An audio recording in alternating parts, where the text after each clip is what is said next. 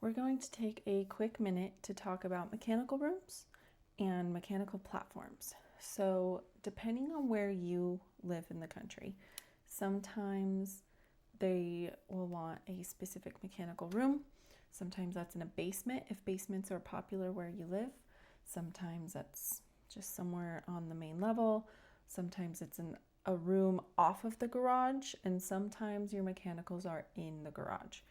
There also can be in the attic space. I don't deal with that a lot, but that it is a possibility. So you want to consider mechanicals have to go somewhere. Your water heater, your furnace, if you have a well, sometimes you need a pressure tank, a water softener station. They all need space and they need to be somewhere. So I'm going to walk you through how a mechanical platform specifically could work. So this is a small 900 square foot ADU, which stands for accessory dwelling unit. And we're currently looking at the foundation level. So this is all the crawl, and we're showing the plumbing fixtures up above so that you can see that the toilet and the sinks, the toilet especially, the drain is able to avoid being smack dab in the middle of a joist. If it's in the middle, then you have to kind of like shift it around. So if we go to seeing the, if we go up here, so you're looking at the floor plan. So this is a garage, and then you enter, and we need a platform that encompasses and kind of goes into the foundation down below. So generally about 18 to 24 inches wide. I'm going to go 24 here. And I'm just showing it with a CAD block. So you click the CAD box tool, click and drag, and then adjust by clicking these handles. The size of it, I'm gonna go 6 feet long. That should be more than enough space. And so over in your project library browser, you can find a furnace and a water heater to both go on here. So that there's space for the furnace.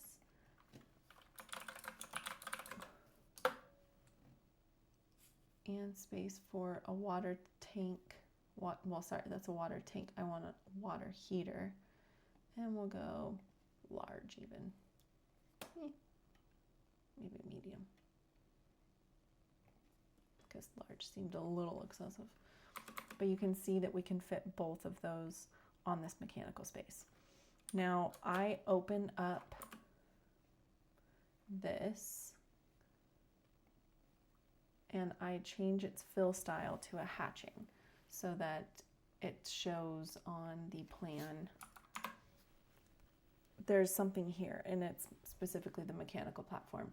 So I'm gonna change it to hatch angle. I increase the width so that when you're seeing it here, the spacing's a little bit farther apart. When it's 2 inches, like was the default, it's too close. So I can actually show you that. So this is the 6 that I've just found works really well, but the default is 2, and it just seems a little too narrow. That's entirely a personal preference thing. You can decide what you want to do. And then you can see that now, well, my features are not, you can't see them anymore. Why is that? So if we open it back up, it has 2 selections here. There's the hatch angle, which you can change the color of the hatch and all that. But then the background here, we can either make this background uber transparent or just turn the background portion off. So you'll still see the hatching, but it's just overlaid on top of the water heater and furnace. Now, maybe you don't want the hatching on top, and we can adjust that as well. Again, it's going to be personal preference. So with it selected, we just click this little black and white arrow tool, and that's changing the order that everything's in. And I'm going to send it to the back, which is this top one, the red. Red is backwards, blue is forwards. So the 2 squares is saying send it behind absolutely everything that's there.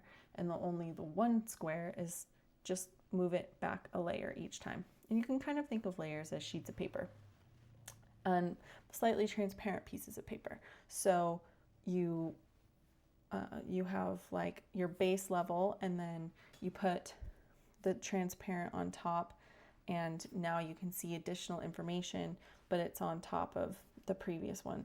And so we're just sending it backwards. I don't know if you ever played with them as a kid, but it's kind of like a paper doll almost, and that there was different layers that you could put on. So you have your doll that looks like a little paper doll, and then its clothes are layered on top, and you can just layer more and more clothes on top. It's similar to that. I don't know how universal that experience is, but that's what it reminds me of.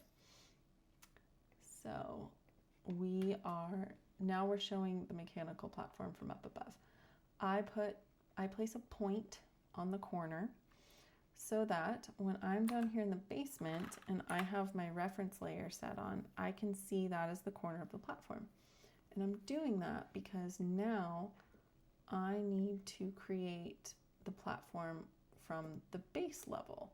So I add 2 foundation walls here. They're going to that same point so that you know the foundation is showing. And then I'm just going to drag these foundation walls back. And this pony wall gets to go over. So now in the foundation level, this is the mechanicals can run straight down through the floor into the crawl and then go wherever they need to go. And a cross section of that, kind of to give you an example, is because I only did it with a CAD block, it's not going to show quite right. But you can see here that these will actually sit, they're sitting a little too low. So I'm going to go absolute. They're sitting on the garage floor, but I actually want them to sit up on the finished floor. So I'm just going to swap both of those really quick in this view. So I open them, I select absolute is the position just under general, you don't need to go anywhere. And then I change this elevation at bottom to 0. So that is the finished floor's elevation. So now these are all level, and in essence, this platform is going to carry all the way over.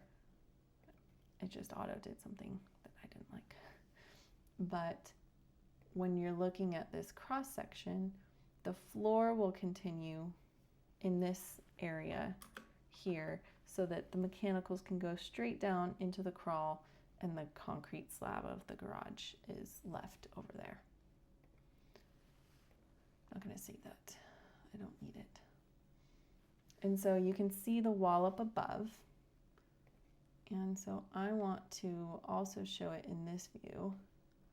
So I'm going to drag this joist. There's just one that wasn't covered correctly. And then we don't need a rim joist here anymore. And so the foundation is carrying here. But we need to show with CAD again where the wall is up above. So I like to click the CAD tool, draw a rectangle, and start manipulating it. So I'm going to make it the same width as this wall here first. And let's hatch it now so that as we're changing it, you can see kind of what it's doing. I'm going to do grid angle for this. Now with this one selected, so the red square is always where you're selected, we're going to cut this, and it creates a new segment that I can drag down here.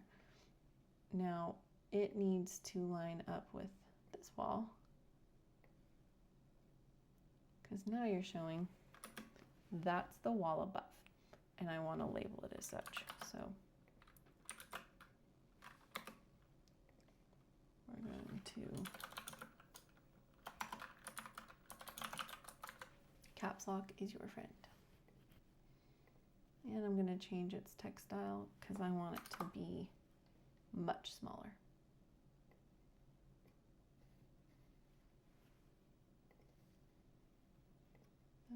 drag it over here, center it on this wall here. So wall above, using the same textile, I'm going to put it here in the center, and I'm going to have it say mechanical platform.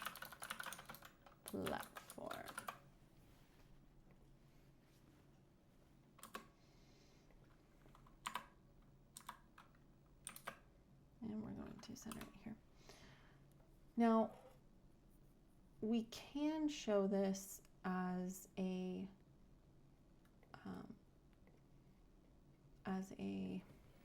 3D if we want. So I'm going to go back up to this just so I can kind of show a little bit better what it currently is. So I'm going to use this square with a fun little wand, which is saying convert, and I do a 3D solid. And I'm going to say its height is 12 inches, that's fine. And I want its absolute finish elevation at top to be 0. So now, if I bring you inside, we just created this platform. The grass is kind of peeking through. That's because of a terrain issue, so we can deal with that later. But it's kind of a little deceiving in this view because I only have it as one little platform, but that's how it would be. It's a platform, everything can go down into the crawl, and then you see the stem wall is exposed and it carries all the way around, and then you just frame the wall directly on top. So that's how you would do a platform into the garage. So the mechanicals are directly in a garage space. When you do this, if it's in a garage, you need to put a ballard in there. And there are size requirements. I don't remember them off the top of my head, so I'm just going to make its diameter as 5 inches. I'm going to open it in fill style. I like just solid, and it's a dark gray. And my last thing I copied was this text, so I paste it, and I'm going to say bollard. And text style or line style, make sure that it's just regular text so that it'll still show, because otherwise you would place it there and then it's just going to disappear on you. And this bollard needs to be protecting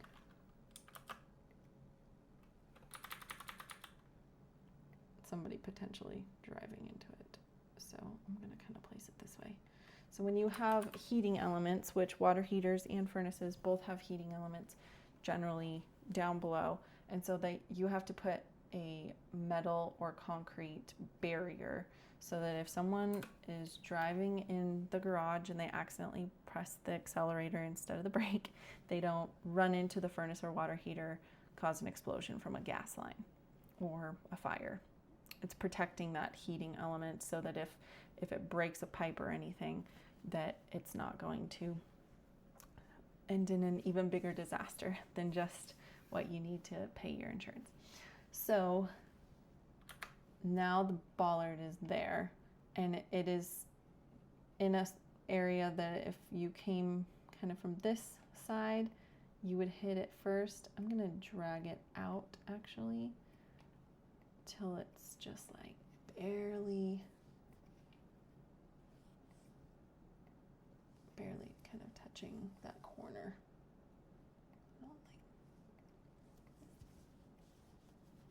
So if you came at it from an angle, you wouldn't hit it.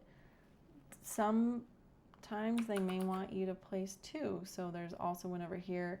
If you by some way made it here, but you missed this bollard, then they want a secondary one there. I'm only going to show the one, but it's possible that a plan reviewer may say, I want another one. It happens. Now, when I changed this to be a 3D solid, it lost its hatching. So I'm opening it back up, and we're putting its hatching back in. And it also lost its position. So now it's too far forward, so I select this blacky white thing and I'm sending it to the back. So there's the hatching back. So that's how you do a mechanical platform in the garage. If you had a mechanical room in the basement, you don't have to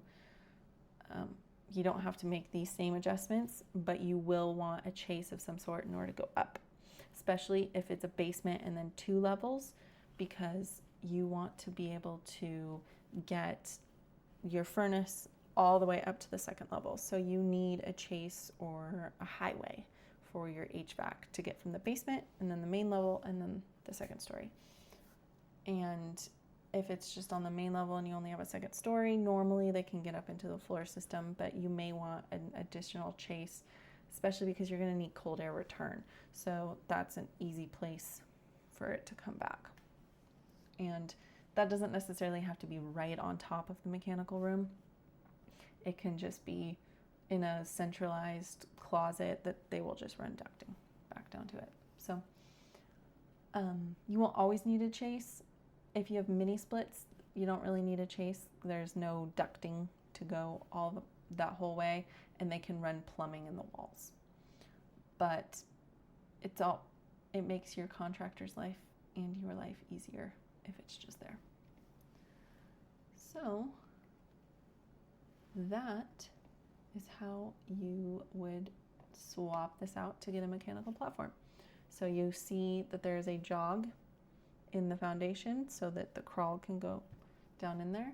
But then when you were looking at the upstairs, the garage is that full rectangle. I hope that was helpful.